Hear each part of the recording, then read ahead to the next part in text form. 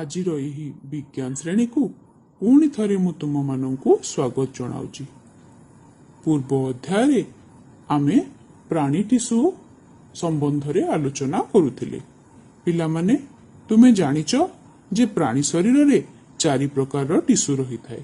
Epithelial tissue, ସଂଯୋଜକ tissue, ପେଶୀ tissue ଓ ସ୍ନାୟୁ tissue.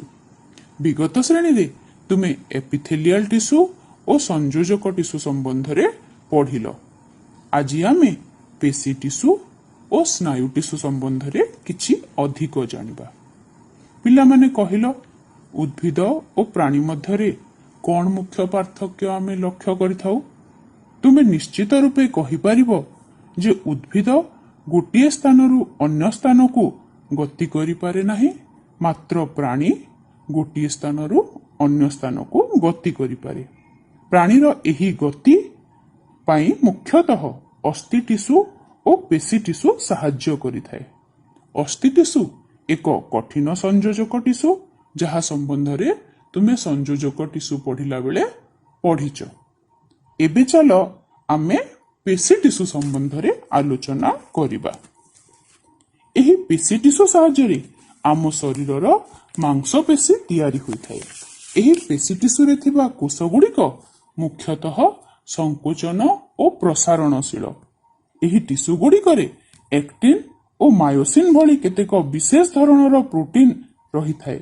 ଏହା ଯୋଗୁଁ ପ୍ରାଣୀ ଶରୀରରେ ଅଙ୍ଗଚାଳନା ସମ୍ଭବପର ହୋଇପାରିଥାଏ। ଏହି ମାଂସପେଶୀୟ ଟିସୁ ଆମ ଶରୀରର ମୁଖ୍ୟତଃ 40% ସ୍ଥାନ ଅଧିକାର କରେ। ଅସ୍ଥି ଟିସୁ 60% ସ୍ଥାନ ଅଧିକାର କରୁଥିବା ବେଳେ ରକ୍ତ 5% ସ୍ଥାନ ଅଧିକାର କରିଥାଏ। ଆକାର ଦୃଷ୍ଟିରୁ ପେଶୀ କୋଷ ଗୁଡ଼ିକ ଦେଖିବାକୁ ଲମ୍ବାଳିଆ। ଏମାନଙ୍କର ନ୍ୟଷ୍ଟି ଥାଏ ଓ ତାଙ୍କ ମଧ୍ୟରେ ଥିବା ତରଳ ରସକୁ ସାର୍କୋପ୍ଲାଜମ ବୋଲି କୁହାଯାଇଥାଏ। ଆକାର ଓ କାର୍ଯ୍ୟ ଦୃଷ୍ଟିରୁ ଏହି ପେଶୀ ଟିସୁ ଗୁଡ଼ିକ ମୁଖ୍ୟତଃ 3 ପ୍ରକାରର: ରେଖିତ ପେଶୀ, ଅରେଖିତ ପେଶୀ ଓ ହୃତ୍ପେଶୀ। ବର୍ତ୍ତମାନ ଚାଲ ଆମେ ରେଖିତ ପେଶୀ ସମ୍ବନ୍ଧରେ ଆଲୋଚନା କରିବା। ଅଣୁବୀକ୍ଷଣ ଯନ୍ତ୍ରରେ ଦେଖିଲେ ଏହି ପେଶୀରେ ଅନେକ କଳା ଓ ଫିକା ବ୍ୟାଣ୍ଡ ଦେଖାଯାଏ। ପିଲାମାନେ, ତୁମେ ଜେବ୍ରା ଦେଖିଥିବ, ତା ଶରୀରରେ କିପରି କଳା ଓ ଧଳା ପଟି ଦେଖାଯାଏ, ଠିକ୍ ସେହିପରି ରେଖିତ ପେଶୀରେ କଳା ଓ ଫିକା ବ୍ୟାଣ୍ଡ ଦେଖାଯାଉଥିବାରୁ ଏହାର ନାମ ରେଖିତ ପେଶୀ ହୋଇଛି।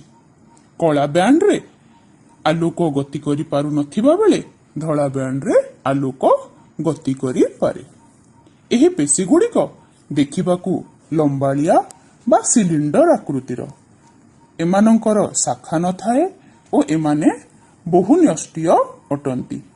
ଏହାର ନ୍ୟଷ୍ଟି ଗୁଡ଼ିକ କୋଷର ଚତୁଃପାର୍ଶ୍ୱରେ ଅଧିକ ଭାବରେ ଦେଖାଦେଇଥାଏ। ଏହାର କୋଷରେ ମାୟୋଫାଇବ୍ରିଲ ନାମକ ଏକ ପ୍ରୋଟିନ୍ ସୂକ୍ଷ୍ମତନ୍ତୁ ସମାନ୍ତରାଳ ଭାବରେ ରହିଥାଏ। ଏହି ମାୟୋଫାଇବ୍ରିଲରେ ମଧ୍ୟ କଳା ଓ ଫିକା ବ୍ୟାଣ୍ଡ ଅନୁରୂପ ଭାବେ ଦେଖାଯାଏ। ପେଶୀ ଭିତରେ ସମାନ୍ତରାଳ ଭାବେ ରହିଥିବା ସମସ୍ତ ସୂକ୍ଷ୍ମତନ୍ତୁରେ ଏହି 2 ପ୍ରକାର ବ୍ୟାଣ୍ଡ ଅନୁରୂପ ଭାବେ ରହିଥିବାରୁ ସମଗ୍ର ପେଶୀଟି ରେଖିତ ଭଳି ଜଣାପଡ଼ିଥାଏ। ରେଖିତ ପେଶୀକୁ ଐଚ୍ଛିକ ପେଶୀ ବୋଲି ମଧ୍ୟ କୁହାଯାଏ। ଐଚ୍ଛିକର ଅର୍ଥ ହେଉଛି ଇଚ୍ଛା ଅନୁସାରେ।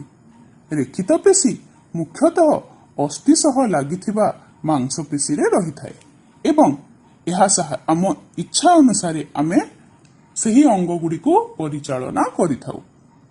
ଏହି ପେଶୀ ମୁଖ୍ୟତଃ ହାତ, ଗୋଡ଼, ମୁହଁ, ବେକ ଓ ଜିଭ ଆଦି ଅନେକ ସ୍ଥାନରେ ଦେଖାଯାଏ, ଯେଉଁ ଅଙ୍ଗ ଗୁଡ଼ିକୁ ଆମେ ଆମ ଇଚ୍ଛାରେ ପରିଚାଳିତ କରିଥାଉ।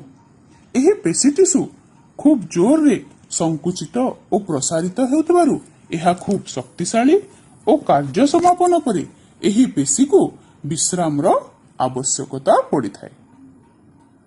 ପିଲାମାନେ, ବର୍ତ୍ତମାନ ଆସ ଆମେ ଦ୍ୱିତୀୟ ପ୍ରକାର ପେଶୀ ଅରେଖିତ ପେଶୀ ସମ୍ବନ୍ଧରେ ଆଲୋଚନା କରିବା।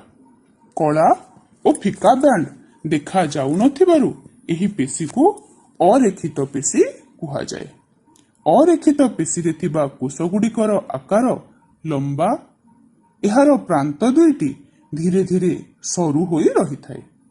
ଏହି କୋଷଗୁଡ଼ିକୁ ମାୟୋସାଇଟ୍ ବୋଲି ମଧ୍ୟ କୁହାଯାଏ। ଏହାର ପ୍ରତ୍ୟେକ କୋଷ ଏକ ନ୍ୟଷ୍ଟି ବିଶିଷ୍ଟ ଅଟେ। ଏହି ପେଶୀକୁ ଆମେ ଆମ ଇଚ୍ଛାରେ ସଂକୁଚନ ବା ପ୍ରସାରଣ କରିପାରିବା ନାହିଁ। ତେଣୁ ଏହି ପ୍ରକାର ପେଶୀକୁ ଅନୈଚ୍ଛିକ ପେଶୀ ବୋଲି ମଧ୍ୟ କୁହାଯାଏ। ପିଲାମାନେ, ତୁମେ ଖାଦ୍ୟ ଗିଳି ସାରିଲା ପରେ କଣ ତାକୁ ପାକସ୍ଥଳୀରେ ଇଚ୍ଛା କଲେ 2-4 ଦିନ ପାଇଁ ରଖିପାରିବ? ନା। ଏହାର ଅର୍ଥ ହେଲା ଯେ ଖାଦ୍ୟ ନଳୀରେ ଯେଉଁ ମାଂସପେଶୀ ରହିଛି ତାହା ହେଉଛି ଅନୈଚ୍ଛିକ ବା ଅରେଖିତ ପେଶୀ। ଏହା ସ୍ୱୟଂଚାଳିତ ଭାବେ କାର୍ଯ୍ୟ କରିଥାଏ। ତାହେଲେ ଆଉ କେଉଁ ସ୍ଥାନରେ ଆମେ ଏହି ପେଶୀକୁ ଦେଖିପାରିବା?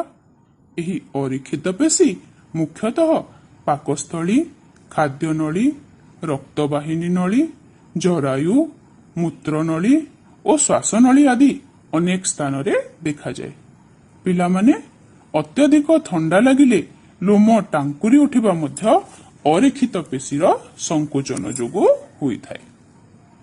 ବର୍ତ୍ତମାନ ଆସ ଆମେ ତୃତୀୟ ପେଶୀ ହୃତ୍ପେଶୀ ସମ୍ବନ୍ଧରେ ଆଲୋଚନା କରିବା। ନାଁରୁ ଜାଣିପାରୁଥିବ, ଏହି ପେଶୀ ମୁଖ୍ୟତଃ ହୃତ୍ପିଣ୍ଡରେ ଦେଖାଯାଏ। କାର୍ଯ୍ୟ ଦୃଷ୍ଟିରୁ ଏହା ଅରେଖିତ ପେଶୀ ସଦୃଶ, କିନ୍ତୁ ଗଠନ ଦୃଷ୍ଟିରୁ ଏହା ରେଖିତ ପେଶୀ ଭଳି ଦେଖାଯାଏ। ଏହାର କୋଷ ମଧ୍ୟରେ ଥିବା ତରଳ ରସ ଖୁବ୍ ପତଳା ଏବଂ ଏହା ସ୍ଥାନେ ସ୍ଥାନେ ଜମା ହୋଇ ରହିଥାଏ। ଏଥିରେ ଥିବା କୋଷରୁ ଅନେକ ଶାଖା ବାହାରି ପରସ୍ପର ସହ ଛନ୍ଦି ହୋଇ ଅନ୍ତର୍ବିଷ୍ଟ ଚକ୍ରିକା ସୃଷ୍ଟି କରିଥାନ୍ତି। ଏହି ଚକ୍ରିକାର ରଙ୍ଗ କଳା, ତେଣୁ ଏହି ପେଶୀ ରେଖିତ ଭଳି ଜଣାଯାଏ। ହୃତ୍ପେଶୀ କୋଷରେ ଅନେକ ମାଇଟୋକଣ୍ଡ୍ରିଆ ଥାଏ ଏବଂ ହୃତ୍ପିଣ୍ଡର ପେଶୀଗୁଡ଼ିକ ନିଜ ଇଚ୍ଛାରେ କାର୍ଯ୍ୟ କରିଥାନ୍ତି। ସ୍ୱୟଂଚାଳିତ ସ୍ନାୟୁତନ୍ତ୍ର ଦ୍ୱାରା ଏହି ପେଶୀଗୁଡ଼ିକ ନିୟନ୍ତ୍ରିତ। ଏଥିରେ ଥିବା ପେଶୀର ସଂକୋଚନ ଓ ପ୍ରସାରଣ ଜୀବନ ସାରା ହୋଇଥାଏ। ତ ପିଲାମାନେ, ଏବେ ଆମେ ପେଶୀ ଟିସୁ ସମ୍ବନ୍ଧରେ ଆଲୋଚନା କଲେ। ବର୍ତ୍ତମାନ ଆମେ ଅନ୍ୟ ଏକ ପ୍ରକାର ଟିସୁ, ସ୍ନାୟୁ ଟିସୁ ସମ୍ବନ୍ଧରେ ଆଲୋଚନା କରିବା। ସ୍ନାୟୁ ଟିସୁ ହେଉଛି ଏକ ସ୍ୱତନ୍ତ୍ର ଧରଣର ଟିସୁ। ଏହା ଉଦ୍ଦୀପନା ଗ୍ରହଣ କରିବା ସହ ସ୍ନାୟବିକ ଆବେଗ ପରିବହନ କରିଥାଏ। ଉଦ୍ଦୀପନା କଣ କହିପାରିବ ପିଲାମାନେ? ଏବେ ମୁଁ ଯାହା କହୁଛି ତୁମେ ଶୁଣିପାରୁଛ କି ନାହିଁ? ତ ତୁମ କାନରେ ଥିବା ସ୍ନାୟୁକୋଷ ମୋର କହୁଥିବା କଥାକୁ ଗ୍ରହଣ କଲେ। ତ ମୋର କଥା ତୁମର କର୍ଣ୍ଣରେ ଥିବା ସ୍ନାୟୁମାନଙ୍କ ପାଇଁ ହେଉଛି ଏକ ଉଦ୍ଦୀପନା। ଏହି ସ୍ନାୟୁ ଟିସୁ ଗୁଡ଼ିକ ମୁଖ୍ୟତଃ ମସ୍ତିଷ୍କ, ସୁଷୁମ୍ନା କାଣ୍ଡ ଏବଂ ଶରୀରର ପ୍ରତ୍ୟେକ ଅଂଶରେ ଥିବା ସ୍ନାୟୁ ଟିସୁ ଗୁଡ଼ିକରେ ରହିଥାଏ। ସ୍ନାୟୁ ଟିସୁ ଗୁଡ଼ିକ ସ୍ନାୟୁକୋଷକୁ ନେଇ ଗଠିତ ହୋଇଥାନ୍ତି। ତେଣୁ ସ୍ନାୟୁକୋଷକୁ ସ୍ନାୟୁ ଟିସୁର ଗାଠନିକ ଓ କ୍ରିୟାତ୍ମକ ଏକକ କୁହାଯାଏ। ଏଠାରେ ଆସ ଆମେ ଏହି ସ୍ନାୟୁକୋଷର ଗଠନ ସମ୍ବନ୍ଧରେ ଆଲୋଚନା କରିବା। ଏହି ସ୍ନାୟୁକୋଷ ହେଉଛି ଶରୀରରେ ଦେଖାଯାଉଥିବା ସବୁଠାରୁ ଦୀର୍ଘତମ କୋଷ। ସ୍ନାୟୁକୋଷରେ ମୁଖ୍ୟତଃ 3ଟି ଅଂଶ ରହିଥାଏ: କୋଷପିଣ୍ଡ, ଡେଣ୍ଡ୍ରନ୍ ଓ ଆକ୍ସନ। କୋଷପିଣ୍ଡ, ଏହାର ଆକୃତି ଅଣ୍ଡା ପରି। ଏହି ସ୍ନାୟୁକୋଷରେ ଥିବା ତରଳ ରସକୁ ସ୍ନାୟୁପ୍ରରସ କୁହାଯାଏ। ଏଥିରେ ନ୍ୟଷ୍ଟି ଓ ଅନେକ ନିସେଲ କଣିକା ରହିଥାଏ। ନ୍ୟଷ୍ଟି କେଉଁ ଅଂଶରେ ରହିଲା? କୋଷପିଣ୍ଡରେ ନ୍ୟଷ୍ଟି ରହିଥାଏ। ଏହି କୋଷପିଣ୍ଡରୁ ଅନେକ ସୂକ୍ଷ୍ମ ସରୁ ସରୁ ଶାଖା ବାହାରିଥାଏ। ଏହି ଶାଖା ଗୁଡ଼ିକୁ ଆମେ ଡେଣ୍ଡ୍ରନ୍ କହିଥାଉ। ଏହାଦ୍ୱାରା ସ୍ନାୟୁକୋଷ ସମ୍ବେଦକୁ ଗ୍ରହଣ କରିଥାଏ। କୋଷପିଣ୍ଡର ଅନ୍ୟ ଏକ ପ୍ରାନ୍ତରୁ ବାହାରିଥିବା ଲମ୍ବା ଅଂଶଟିକୁ ଆକ୍ସନ କହନ୍ତି। ଆକ୍ସନର ଶେଷରେ ଥିବା ଛୋଟ ଛୋଟ ଶାଖାକୁ ଅନ୍ତିମ ଡେଣ୍ଡ୍ରିଆ କୁହାଯାଏ।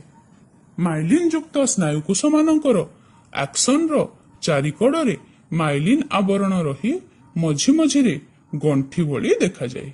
ଏହି ଗଣ୍ଠିକୁ ରାନଭିଏର ଗଣ୍ଠି କୁହାଯାଏ। ସ୍ନାୟୁକୋଷ ଗୁଡ଼ିକ ମାଇଲିନ ଯୁକ୍ତ ବା ମାଏଲିନ୍ ବିହୀନ ହୋଇପାରେ। ଏହି ସ୍ନାୟୁକୋଷର ଆକ୍ସନର ଶେଷ ଭାଗ ଅନ୍ୟ ଏକ ସ୍ନାୟୁକୋଷର ଡେଣ୍ଡ୍ରାଇଟ୍ର ଖୁବ୍ ନିକଟରେ ଥାଏ। ଏହି ଅଂଶକୁ ବା ଏମାନଙ୍କର ମିଳନ ସ୍ଥଳକୁ ସିନାପ୍ସ କୁହାଯାଏ। ଏଠାରେ ଏସିଟିଲ୍ କୋନିନ୍ ନାମକ ଏକ ରାସାୟନିକ ପଦାର୍ଥର କ୍ଷରଣ ହୋଇଥାଏ। ଅନ୍ତିମ ଡେଣ୍ଡ୍ରିଆର ଅଗ୍ରଭାଗଟି ସ୍ଫୀତ ହୋଇଥାଏ। ଏହା ମଧ୍ୟରେ ଅନେକ ଗୁଡ଼ିଏ ସିନାପ୍ଟିକ୍ ଭେସିକିଲ୍ ଥାଏ, ଯେଉଁଥିରୁ କି ଏସିଟିଲ୍ କୋଲିନ୍ କ୍ଷରିତ ହୋଇଥାଏ।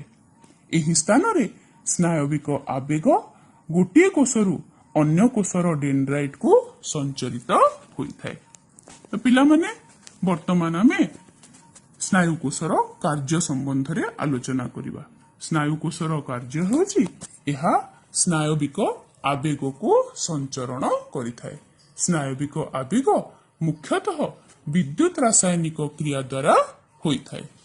ଏହି ଆବେଗ ସଞ୍ଚରଣ ବେଳେ ସୋଡିୟମ ଓ ପୋଟାସିୟମ ଭଳି କେତେକ ପଦାର୍ଥ ଚାର୍ଜିତ ଅବସ୍ଥାରେ କାର୍ଯ୍ୟ କରନ୍ତି ଓ ଏସିଟିଲ୍ କୋଲିନ୍ ଭଳି ରାସାୟନିକ ପଦାର୍ଥର ସମନ୍ୱୟ ଯୋଗୁଁ ଆବେଗଟି ସଞ୍ଚରିତ ହୋଇଥାଏ। ତେଣୁ ଏହି ପ୍ରକ୍ରିୟାକୁ ବିଦ୍ୟୁତ ରାସାୟନିକ କ୍ରିୟା କୁହାଯାଏ।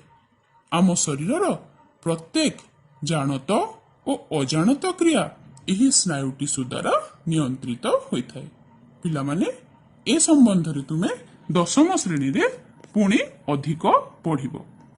ପିଲାମାନେ, ଆଜି ଆମେ ପେଶୀ ଟିସୁର ଗଠନ, ପ୍ରକାର ଓ କାର୍ଯ୍ୟ ସମ୍ବନ୍ଧରେ ଆଲୋଚନା କଲେ।